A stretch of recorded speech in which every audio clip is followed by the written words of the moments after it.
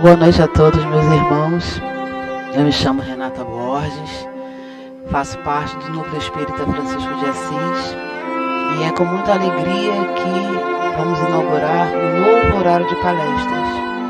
Toda quinta-feira, toda quarta-feira, às 20 horas, nós estaremos transmitindo palestras sobre o Evangelho segundo o Espiritismo, sempre pelo Facebook, pelo YouTube.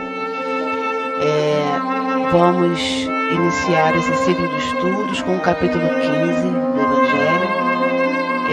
Fora da caridade não há salvação, os itens 4 e 5.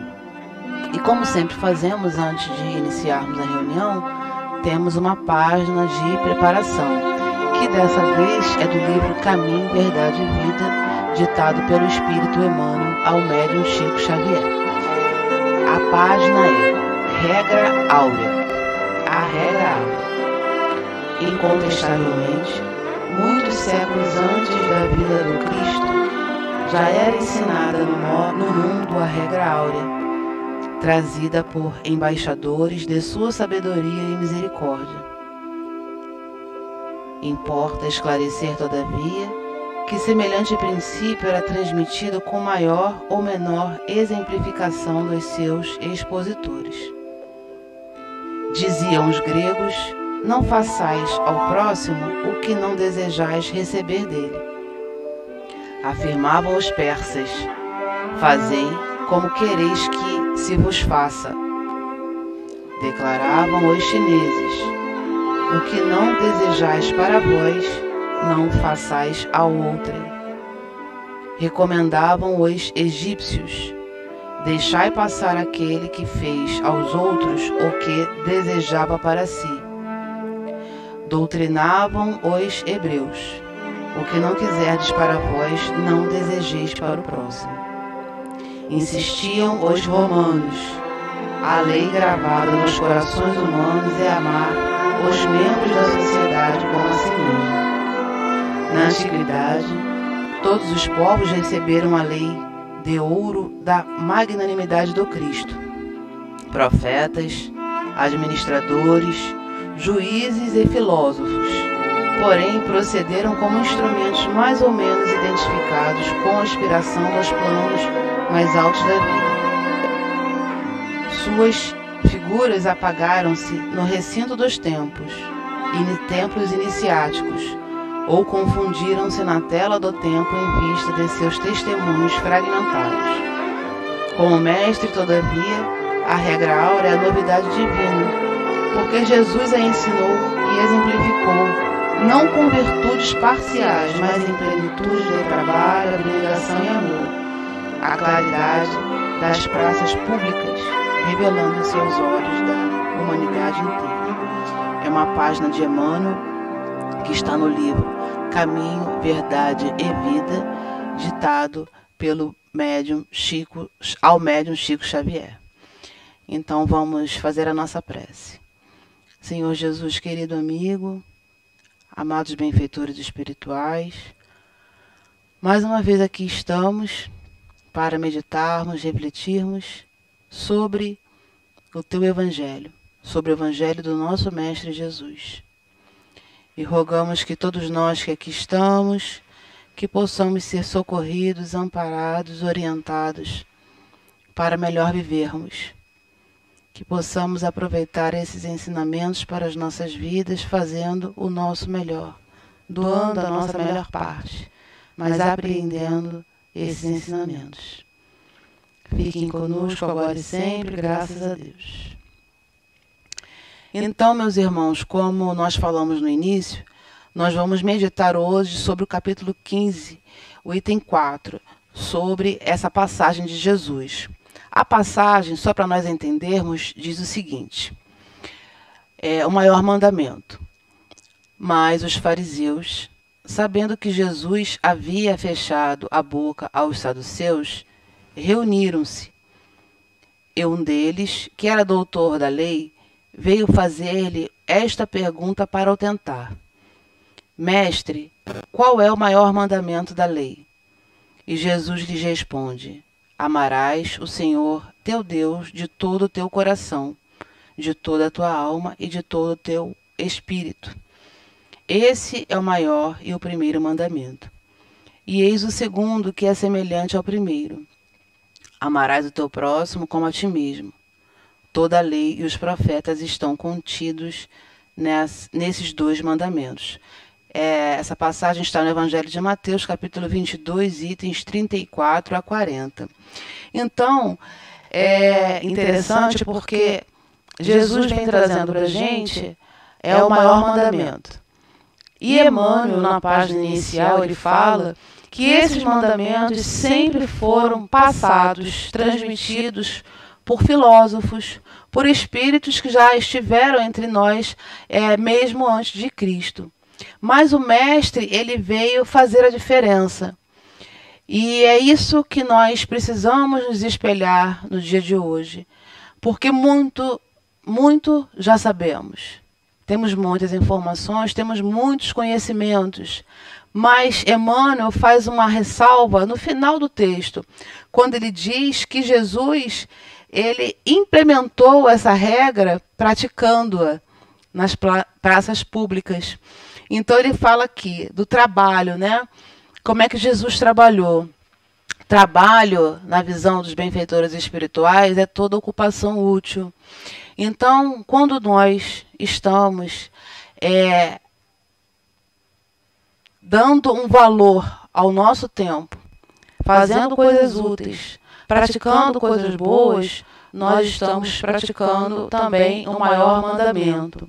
Ele fala aqui da abnegação, que Jesus tanto exemplificou para a gente, né? Que é a questão do altruísmo, de nós sermos pessoas boas, de nós nos esforçarmos para fazer o nosso melhor. Muitas vezes nós precisamos esquecer de nós mesmos.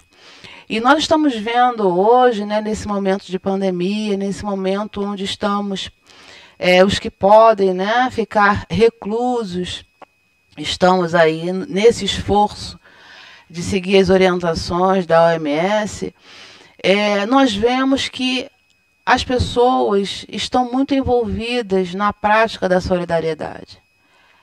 E essa solidariedade que precisa ser estendida também depois desse momento, depois que isso tudo passar, ela é o quê? Né? É o esquecimento de nós mesmos, porque às vezes nós podemos somente nos concentrar nas nossas dores. O quanto está sendo difícil.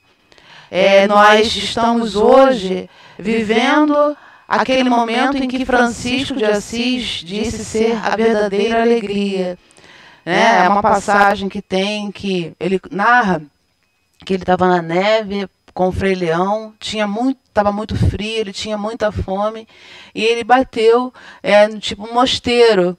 E nesse mosteiro, quando ele falou que era Francisco de Assis, quem o atendeu falou que era mentira, e mandou ele embora, né? Ele e o Frei Leão. Então ele diz que naquele momento ele estava vivendo a perfeita alegria porque ele estava entregue nas mãos de Deus.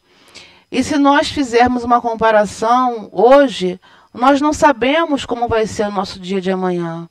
Então, quando nós pegamos esse exemplo de Jesus, a que estamos sendo convocados, né, a praticar esse bem hoje? O bem que não só se preocupando com o bem-estar material do outro, que é imprescindível, mas também com o bem-estar espiritual, emocional. Essa atmosfera que vivemos de medo, de insegurança, nós precisamos uns dos outros para nós conversarmos, né, para nos entendermos, para, através da conversa, através do ouvido amigo, nós conseguirmos consolar, né, e orientar os nossos companheiros de jornada.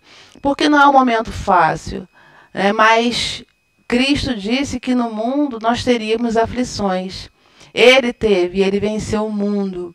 Então, ele nos serve de guia e modelo para nos esforçarmos, para colocar em prática esses ensinamentos, né? E uma outra questão que Emmanuel fala, que é a questão do amor. Todos nós que estudamos já a vida de Jesus, estamos nesse aprendizado, não só de estudar a vida dele, mas esse evangelho para as nossas vidas, nos nossos corações, sabemos como ele exemplificou esse amor.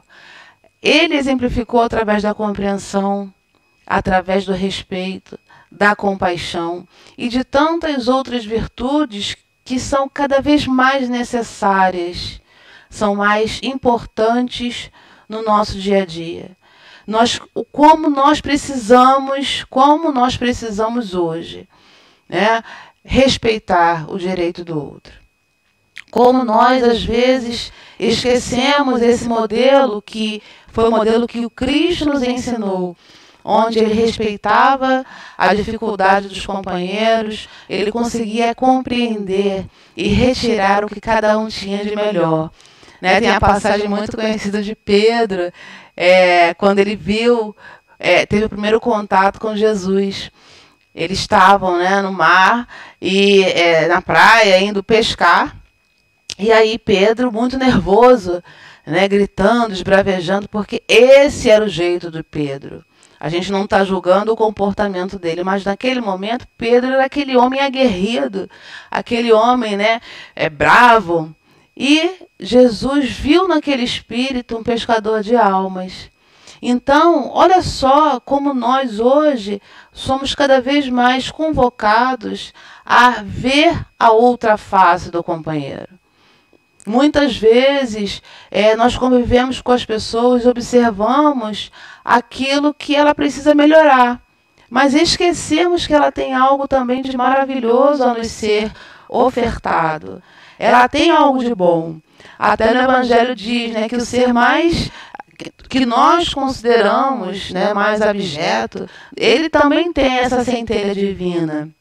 E Lázaro diz, né, no capítulo 9, né, dessa essência no item 9, dessa essência divina do amor, que é o sentimento elevado às alturas. Então, no início, instinto, depois emoção, e aí sim sentimentos. Em que ponto nós estamos? Cada um olhar para si e ver, perceber e sentir o quanto ainda está tendo comportamentos instintivos, o quanto nós nos deixamos levar pelas emoções e o melhor de tudo, né, como a doutrina dos espíritos pode nos auxiliar a conhecer a nós mesmos, a verificar, né, essas limitações e trabalhar essas limitações. No Evangelho, nesse item também, o comentário de Kardec, ele fala o seguinte, né, que a caridade e a humildade, né, ele dá como único caminho para a salvação. Então, já é outra questão para nós refletirmos. Que quando se fala, né, a salvação, na doutrina dos espíritos, Kardec diz que fora da caridade não há salvação, fora do amor. Fora do amor em ação não há salvação. E para nós chegarmos a esse ponto é necessário que nós sejamos humildes. Então, essa humildade, que não quer dizer subserviência, não quer dizer que nós devemos andar de cabeça baixa, porque nós somos filhos de Deus.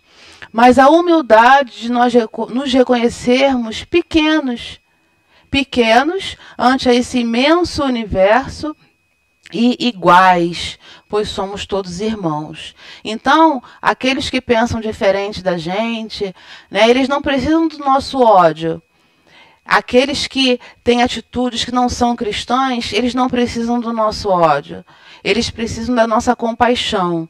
E quando houver, né, a possibilidade de um diálogo, ocorrer um esclarecimento. Um diálogo, como nós estudamos até no encontro de Francisco, que deve ser um diálogo, né, horizontal, onde um fala, o outro escuta, e daqui a pouco eu escuto e o outro fala, e todos nós aprendemos, nós compartilhamos.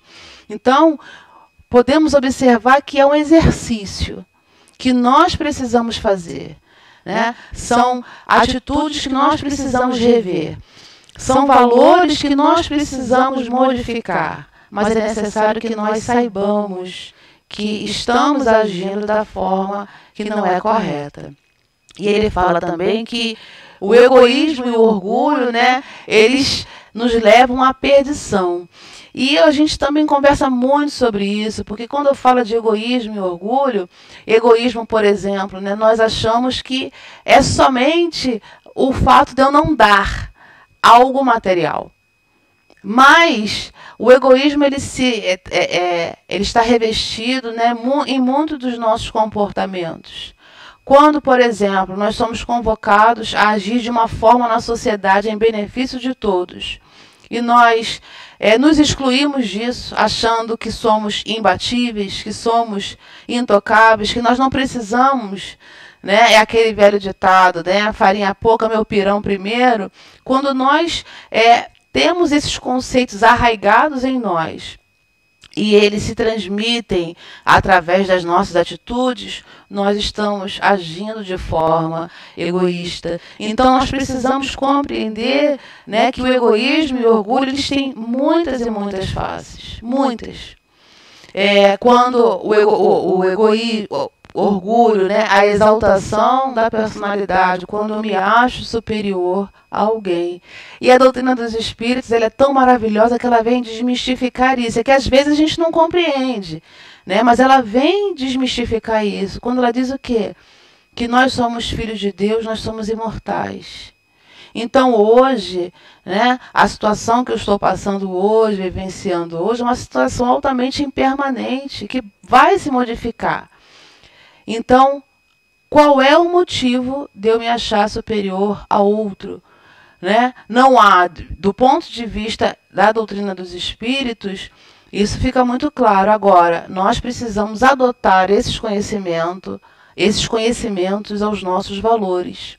E aí, rever esses valores para ver o que realmente eu preciso fazer para ser uma pessoa de bem. Então, continuando esse raciocínio, né? Quando Jesus fala que nós precisamos amar ao próximo como a nós mesmos, tudo que fazemos, então, contra o próximo, estamos fazendo contra Deus. E fazer contra o próximo é ter atitudes que não são coerentes com as atitudes do Cristo. Quando nós falamos no início, né, sobre trabalho, abnegação e amor. Se eu não estou trabalhando em favor do próximo, se eu não estou me renunciando a mim mesma em favor do próximo, se eu não estou amando, não estou amando, não estou seguindo as diretrizes de Deus. E é muito importante que nós tenhamos isso em mente. Às vezes nós queremos uma sociedade justa, nós queremos que ela mude de uma hora para outra, mas nós não nos percebemos inseridos nessa sociedade. E eu gosto muito de ressaltar essa passagem que tem no Livro dos Médiuns, do Espírito Erasto, quando ele diz, né, que a doutrina dos espíritos ela veio para transformar o homem. Então, às vezes, nós queremos uma sociedade justa, mas não agir com justiça. Olha que contrassenso, né? Nós queremos que a sociedade mude, mas nós continuamos com os mesmos comportamentos. Então, são questões que nós precisamos rever. São questões que nós precisamos reelaborar dentro de nós. Por quê? Porque nós somos reencarnacionistas. Então, hoje, nós estamos plantando para colher depois. Tem uma música, né, muito conhecida aí do Beto Guedes, O Sal da Terra, e ele diz, né, que é necessário recriar o paraíso agora para merecer quem vem depois. Se hoje eu estou no mundo e não coaduno com essas questões coerentes com Cristo, com as atitudes cristãs, se eu estou no mundo e não estou preocupada em rever esses conceitos, em me transformar, quando eu reencarnar, como eu estarei? E é muito importante que nós façamos esse exame, né, esse autoexame. Porque nós vemos muitas notícias, hoje nós temos informações aí como nunca tivemos ao nosso alcance. É imediato, é imediato. Nós temos informações imediatas do mundo todo, do planeta todo. Agora, o que nós vamos fazer com essas informações? Nós precisamos meditar sobre isso. Por quê? É necessário que haja uma modificação da nossa parte. Então, recriar o paraíso agora é modificar agora o que nós já podemos modificar. E eu gosto muito de Leon Denis. Ele tem um capítulo no livro O Problema do Ser e do Destino, onde ele fala da disciplina do pensamento e da reforma do caráter. Esse item me impactou muito, esse capítulo me impactou muito quando eu estudei, tive a oportunidade de estudar no Centro Espírita Leon Denis, onde eu compreendia que para mudar as minhas atitudes era necessário mudar os meus pensamentos. Então, se eu tenho atitudes egoístas, orgulhosas, racistas, se eu tenho atitudes que não são cristãs, eu preciso primeiramente mudar o meu pensamento em relação a isso. Eu preciso mudar o meu pensamento, para depois do meu pensamento transformar o meu sentimento. E aí, através da mudança do meu pensamento, do meu sentimento, eu mudo o quê? As minhas atitudes, as minhas ações. Mudando essas ações, eu crio novos hábitos. A partir desses novos hábitos sendo repetidos, né, diariamente, o que acontece? Eu crio um automatismo para o bem. Como somos reencarnacionistas, percebemos o quê? Que na nossa vida de espírito, nós tivemos a oportunidade de fazer isso e fizemos para o caminho errado. Então, hoje, estamos vivendo o momento da porta estreita. Um momento onde somos convocados a transformar todo esse pensamento que temos equivocado em relação ao outro, em relação à vida, em relação a Deus, para dar um direcionamento coerente com o que a doutrina dos Espíritos nos orienta. Com o que Jesus veio nos ensinar, porque Jesus, ele só veio amar. E ele demonstrou isso em todos os momentos da sua encarnação. Enquanto ele esteve aqui conosco, o que ele mais fez foi se relacionar com as pessoas. E ele sabia conviver com todos. Ele respeitava o momento de todos. Ele tinha uma inteligência emocional onde ele conseguia, através de parábolas, através de colocações coerentes, através do entendimento, ele conseguia chegar no coração do outro. E nós, hoje, podemos dizer assim, nossa, mas eu não sei fazer isso, mas ele é o modelo e o guia. Então, qual é o nosso momento agora? É o momento de refletir. De refletir não é só sobre as questões externas, mas são as questões que estão nos nossos corações. Como eu penso? O que eu penso em relação ao outro? O que eu penso em relação à vida?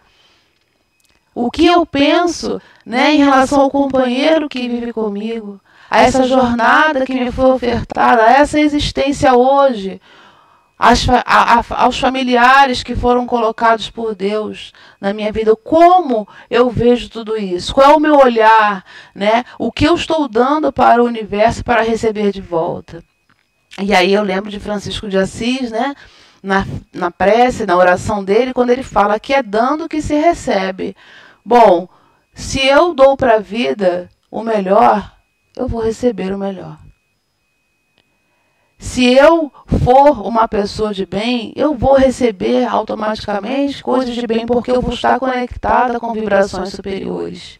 E aí, meus irmãos, quando nós pensarmos assim, nossa, mas o mundo está muito difícil, né? O mundo está muito desafiador. Estamos num momento desafiador. Estamos vivendo o fim de uma era de iniquidades, uma era de transtornos. Estamos em transição. Estamos passando por uma transição. O mundo está em ebulição. Mas nós também, no nosso íntimo, nós estamos vivendo essa ebulição também. Então, aproveitemos esse momento para refletir. Aproveitemos esse momento para compreender, né, o que Tudo isso tem a ver com o Evangelho de Jesus, tem a ver com a minha vida. A que estou sendo convocada hoje? De que forma posso servir? De que forma eu posso ser útil? De que forma eu posso amar a Deus, sendo útil a meu semelhante? E aí não tem como, né, a gente não falar do benfeitor Francisco de Assis, porque em todo momento da sua encarnação, aqui, da sua reencarnação, como Francisco, ele passou por tormentos, ele passou por dificuldades, ele passou por desafios. A Idade Média, para quem já estudou história, para quem estudou, para quem entende um pouco, sabe que não foi um momento fácil. Nós tivemos as cruzadas, nós tivemos aí uma série de situações muito semelhantes às situações que ocorrem nos dias atuais. Só que naquela época nós achávamos bonito. E hoje já tem uma indignação em nossos corações. E aí o Evangelho diz, né, se eu não me engano, no capítulo 17, Sede Perfeito, se eu não me engano, que nós somos melhores hoje do que há 100 anos atrás. O que ainda nos prende, né, o que nos dificulta a nossa indiferença moral. Então estamos treinando. E Francisco de Assis veio nos ensinar, sim, sobre isso. Quando ele, em todos os momentos da sua vida, procurou seguir o Cristo. Então, Francisco, quando ele resolveu seguir o Cristo, ele perdeu amigos, porque os amigos não entenderam essa nova postura dele, mas ele não se viu derrotado, ele fez novos amigos. Francisco de Assis era xingado pelo pai, de acordo com a história, né, os livros, quando ele passava na rua. E ele, para não jamais perder essa referência paterna, essa gratidão por ter reencarnado, ele pedia que toda vez que o pai dele o xingasse, o mendigo Giuseppe o abençoasse. Francisco precisou largar os bens para seguir o Cristo. Afinal, os bens eram do pai dele, eram do pai. Mas só que hoje nós somos convocados, sim, como disse o Evangelho, a renunciar ao orgulho, ao egoísmo, à nossa indiferença moral. Então, Francisco de Assis, ele não se preocupou nessa conversão quando ele conheceu Cristo. Ele conheceu, ele entendeu a mensagem e ele aproveitou cada momento da sua existência para ser um homem de bem. E ser um homem de bem é procurar seguir o Cristo, entendendo que nós vamos errar, nós vamos tropeçar, mas nós devemos seguir. Então, tal qual Francisco de Assis, o nosso processo de conversão, ele vai durar toda essa existência. E toda essa existência é necessário que nós estudemos, que nós compreendamos essa mensagem de amor, que nós entendamos o nosso papel no mundo, todos nós temos a nossa importância, e cada vez mais nos conscientizarmos que estamos aqui para servir e amar. E que nós saiamos da letra, né? Porque a gente muito estuda, a gente muito quer mudar, mas é necessário que isso se transforme em ações, em atitudes cristãs. E lembrando ainda de Francisco de Assis, ele tinha uma frase, né, muito particular que é muito relembrada nos dias de hoje. Pregue o Evangelho a todo instante e, se necessário, utilize palavras. Se necessário, utilize palavras. Olha que bacana. Então, hoje que nós estamos aqui estudando e somos convocados sempre ao estudo, à reflexão, à meditação, não é simplesmente para nós conhecermos mais, mas é para sentirmos a vida e a nós mesmos de uma forma diferente.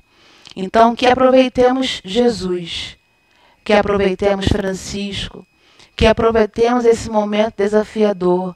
Quando tivermos vontade de chorar, choremos. Quando nós estivermos em dificuldade, peçamos ajuda, façamos a nossa oração. nos reconectemos a esses benfeitores espirituais. Às vezes, uma ligação para um amigo, uma leitura, uma música, né, elevada que nos faça realmente feliz. E todos esses recursos são válidos para que nós possamos passar por esse momento desafiador com dignidade, mas jamais deixando de praticar essa caridade com nós mesmos, que Jesus nos falou, né? E tem uma frase de Francisco que está no livro de Miramês, quando ele fala, né, que a caridade ela deve ser feita sem exigência, senão a gente perde a alegria. E viver com alegria nos dias de hoje é uma necessidade. Todos nós, meus irmãos, estamos tendo perdas, estamos tendo dias tristes, mas nós temos o Evangelho de Jesus, que é a luz nas nossas vidas. E que Jesus possa abençoar a cada coração, possa envolver a todos nós. Que nós prossigamos cientes, né, de que nós não estamos sozinhos. Há toda uma espiritualidade amiga cuidando de nós, cuidando de cada um de nós. Tal qual o salmista Davi, né, no Salmo 23. Confiemos, o Senhor, nosso Deus, é o nosso pastor, Ele não nos faltará. Ainda que passemos pelo vale da sombra e da morte, não temamos mal algum, porque Ele está conosco. E, para finalizar, tem uma passagem belíssima, onde Jesus, Judas, João, Pedro vão pescar, e o mar está revolto. E todos começam a questionar por que nós viemos hoje, enquanto Jesus dormia. E aí, Pedro, nervoso, Judas, nervoso, todos nervosos, e enquanto Jesus dormia. Aí João, o evangelista, o discípulo amoroso, diz, mas Ele está conosco. Então confiemos, meus irmãos, Ele está conosco. E se Ele está conosco, nada nos faltará. Que fiquemos em paz, que tenhamos uma noite de paz, que sigamos juntos para a frente e para o alto sempre. Tá bom? Então nós encerramos por aqui. Vamos fazer a prece para agradecer a esse amparo dos benfeitores espirituais. Lembrando, quarta-feira que vem, dia 8 de julho, nós teremos outro estudo às 20 horas, tá? E no final da palestra vai ter lá o post. Nós temos também os estudos pelo WhatsApp. Quem quiser participar, é só se conectar com o WhatsApp, através do WhatsApp, que será inserido no grupo, tá bom? Muito obrigada a todos, muita paz, que fiquemos com Deus e só nos resta agradecer. Senhor Jesus, querido amigo, amado Francisco de Assis, queremos agradecer por esse momento de reflexão, por esse momento que podemos meditar sobre esse Evangelho e rogamos que nos dê muita força, muito bom ânimo, para que nós sigamos adiante com essa convicção desse amparo de vocês, desse amor de vocês por todos nós. Que possamos ser sustentados pela fé que abraçamos, por essa doutrina dos Espíritos que tanto nos esclarece sobre quem somos, de onde viemos, para onde vamos e o que podemos fazer hoje para a nossa vida ser melhor.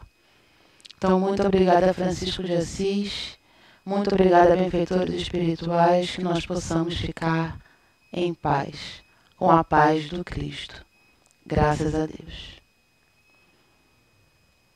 Então, até quarta que vem, será outra colega, a Célia, que vai fazer o estudo, e nós aguardamos vocês, tá?